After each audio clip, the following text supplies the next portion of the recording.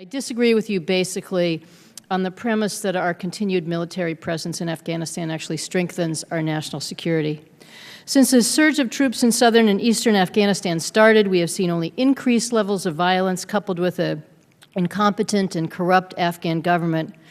I am of the belief that continuing with the surge and increasing the level of American forces will have the same result: more American lives lost, and we will be no closer to success. It seems that increased military operations in southern and eastern Afghanistan have resulted in increased instability, increased violence, and more civilian casualties, some of which we've already discussed today.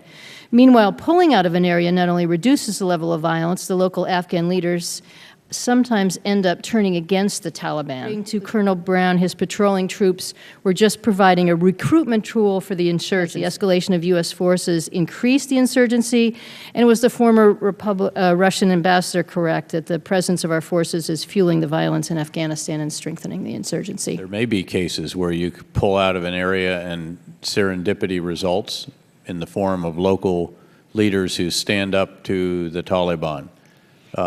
I'm hard-pressed to think of cases where that has taken place, though, and I'll have to see where it was that his element was deployed. The fact is that when we do go into an area, in many cases, the violence does go up, and that's because we're taking away sanctuaries and safe havens from the Taliban, which is why we have to go into those areas. It's not just about stability. I mean, if all you want is stability, and you don't care who's in charge of that stability, then, again, you can give that to them, but then you obviously don't have control over what it is that takes place in that, quote, stable region. You've cited a couple of different isolated incidents and so forth, and I can probably cite as many isolated incidents in return, or perhaps even some firsthand accounts.